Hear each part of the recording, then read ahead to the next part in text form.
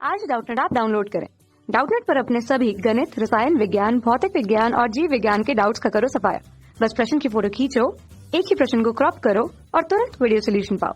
अभी डाउनलोड करें। Hello friend, इस प्रश्न में जो एक परिपथ दिया गया है इसमें हमें धारा का मान जो है ज्ञात करना है। यहाँ पे देख सकते हैं धारा का मान हमें ज्ञात करना है। यदि जो है हमें दिया गया है अमीटर ए, यहाँ पे अमीटर जो दिया गया है ये जो है G बराबर 60 ओम के प्रतिरोध का एक जो है गैल्वेनोमीटर है। यदि अमीटर जो है इस प्रकार से 60 ओम का यदि गैल्वेनोमीटर है तब ज्ञात करना है हमें धारा का मान। उसी प्रकार जब दिया गया है ए में वर्णित जो गैल्वेनोमीटर को R अर्थात दिया गया इसका मान 0.0 ओम के साथ शंट लगाकर अमीटर में परिवर्तित किया जाता है तब इसमें धारा का मान ज्ञात करना है। उसी प्रकार जो है सी स्थिति दी गई है कि शून्य प्रतिरोध का आदर्श अमीटर होगा तब हमें यहाँ पे धारा का मान ज्ञात करना है। तो प्रथम स्थिति में देखते हैं हम यहाँ पे लिखेंगे जो ए भाग है यहाँ पे क्या दिया गया है, इसे जो है अमीटर को एक जो है गैल्वेनोमीटर के रूप में प्रदर्शित किया जाता है जिसका प्रतिरोध क्या दिया गया है यहाँ पे 60 ओम हमें दिया गया है इस प्रकार से। ठीक है, तो यहाँ पे देखिए जो कुल प्रतिरोध होगा जिसे हम R से प्रदर्शित करेंगे तो R बराबर क्या प्राप्त हो जाएगा, हमें देख सकते हैं यहाँ पे जो है 3 ओम का एक प्रतिरोध है तो 3 ओम धन क्या हो जाएगा यहाँ पे 60 ओम। तो कुल परिपथ का जो प्रतिरोध है हमें क्या प्राप्त हो जाएगा 63 ओम प्राप्त हो जाएगा। अब इस स्थिति में धारा हम जो है आई का मान ज्ञात कर सकते हैं तो हमें क्या प्राप्त हो जाएगा आई बराबर यहाँ पे देख सकते हैं कुल विद्युत वाहक बल E बटे क्या हो जाएगा कुल प्रतिरोध। तो कुल विद्युत वाहक बल देख सकते हैं यहाँ पे 3 वोल्ट का है।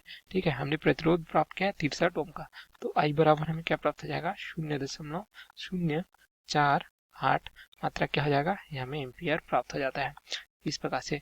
तो यदि हम देखें प्रश्न पहला भाग, जब यहाँ पे गैल्वेनोमीटर के रूप में यहाँ पे उपयोग किया गया है अमीटर को जिसका प्रतिरोध हमें 60 ओम दिया गया था तो परिपथ में बहने वाली धारा का मान इस प्रकार से हमें 0.048 एम्पियर प्राप्त होता है इस प्रकार से।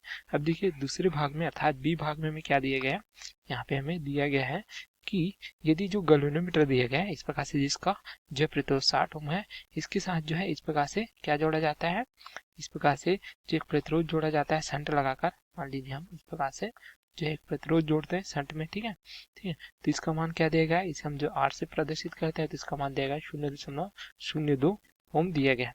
ठीक है, तो इस स्थिति में अब धारा हमें आई का मान ज्ञात करना है। तो बी स्थिति के लिए देखिए तो यहाँ पे देख सकते हैं दो प्रतिरोध एक G तथा एक R है, या क्या है आपस में देख सकते हैं यहाँ जो समांतर क्रम में है तो इनका हम जो है पहले तुल्य प्रतिरोध यदि R' से प्रदर्शित करें तो R' का मान क्या प्राप्त हो जाएगा, हमें ये प्राप्त हो जाएगा G गुणित R बटे G धन R। तो यहाँ पे मार्क देंगे 60 गुणित 0.02 बटे ये में प्राप्त हो जाएगा 60 धन ये हो जाएगा 0.02। तो यहाँ से हमें R' का मान क्या प्राप्त हो जाएगा, ये हमें प्राप्त हो जाएगा 0.02 ओम के बराबर। अब यहाँ से R' का मान प्राप्त हुआ।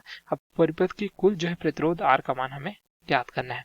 तो पुनः यहाँ पे देख सकते हैं R का मान ज्ञात करने के लिए जो R है उसके साथ जो है 3 ओम का प्रतिरोध है उसके साथ श्रेणिका में क्या जुड़ा हुआ है R' जुड़ा हुआ है। ठीक है, जिस प्रकार हमने R' का मान ज्ञात किया है।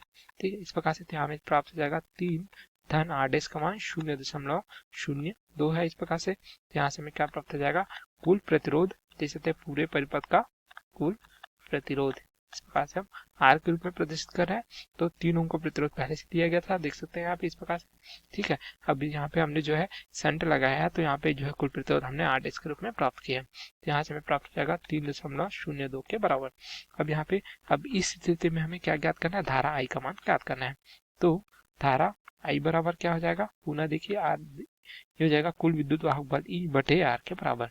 E का मान जो है पहले की बात ही 3 है। ठीक है, यहाँ पे प्रतिरोध परिवर्तित हुआ है तो 3.02 इस प्रकार से। तो यहाँ में धारा I का मान जो है बी स्थिति में क्या प्राप्त हो जाता है 0.99 मात्रा क्या प्राप्त होता है, यह हमें एम्पियर प्राप्त हो जाता है।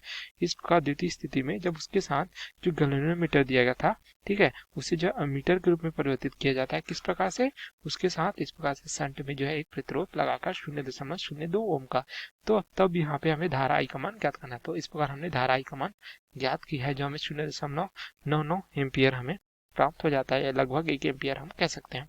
उसी प्रकार तृतीय स्थिति देखते हैं यहाँ पे जब शून्य प्रतिरोध का आदर्श अमीटर हो, अर्थात जो यहाँ पे जो देख सकते हैं यह जो अमीटर दिया गया है इसका क्या दिया गया है, इसका प्रतिरोध का मान 0 दिया गया है, अर्थात यहाँ पे इसका कोई प्रतिरोध प्राप्त नहीं होगा।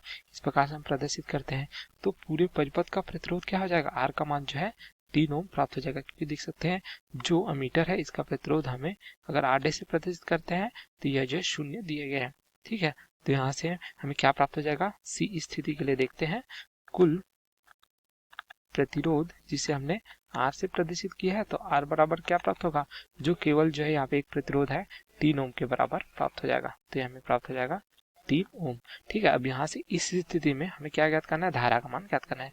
तो धारा I बराबर पुनः हम जो सूत्र उपयोग करेंगे E/R, यहाँ पे E का मान जो है 3 वोल्ट है, R का मान देख सकते हैं 3 ओम है। तो यहाँ से हमें क्या प्राप्त हो जाएगा, I का मान हमें प्राप्त हो जाएगा 1 एम्पियर। तो इस प्रकार तीनों स्थिति में हमें धारा का मान प्राप्त हो जाता है जो हमें इस प्रश्न में पूछा गया है। इस प्रकार से देख सकते हैं। ठीक है, तो हम यहाँ पे पुनः देख लेते हैं। देख सकते हैं यहाँ पे इस प्रकार से हमें परिपथ दिया गया था, पहली स्थिति में दिया गया था कि इस प्रकार से जो अमीटर है इसको गैल्वेनोमीटर के रूप में उपयोग किया जाता है, जिसका प्रतिरोध हमें इस प्रकार से 60 ओम दिया गया था। तो हम यहाँ पे जो अमीटर का प्रतिरोध है जिसे गैल्वेनोमीटर के रूप में है, इसका प्रतिरोध यदि हम 60 ओम रखते हैं तो इस प्रकार हमें जो है कुल प्रतिरोध 63 ओम प्राप्त होता है, क्योंकि 3 ओम का प्रतिरोध पहले से दिया गया है। ठीक है, तो यहाँ से हमें धारा का मान इस प्रकार से प्राप्त होता है। अब द्वितीय स्थिति में यदि गैल्वेनोमीटर के साथ शंट किया जाता है एक प्रतिरोध इस प्रकार से, ठीक है, जिससे उसमें जो है क्या होता है, एमीटर में परिवर्तित किया जाता है। गैल्वेनोमीटर को जब शंट किया जाता है तो वह हमें एमीटर प्राप्त होता है। तो उस स्थिति में हमें जो है तुल्य प्रतिरोध इस प्रकार से प्राप्त हुआ। ठीक है, तथा पूरे परिपथ के लिए प्रतिरोध इस प्रकार से हमें प्राप्त हुआ। R डैश क्या दर्शाता है, यह जो अमीटर के प्रतिरोध को दर्शाता है, जो कि यहाँ पे 3 ओम जो है पहले से था यहाँ पे परिपथ में, तो उस कारण हमें इस प्रकार से देख सकते हैं पूरे परिपथ का कुल प्रतिरोध इस प्रकार प्राप्त हुआ, जिससे हमें धारा I की मान इस प्रकार प्राप्त हुआ।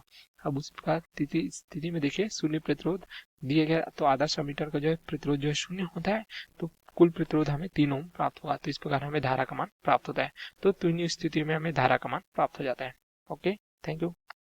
कक्षा 6 से 12वीं से लेकर नीट, IIT, JEE वो एडवांस के लेवल तक 1 करोड़ से ज्यादा छात्रों का भरोसा। आज ही डाउनलोड करें डाउटनेट ऐप या व्हाट्सएप करें अपने सारे डाउट्स 8400 400 400 पर।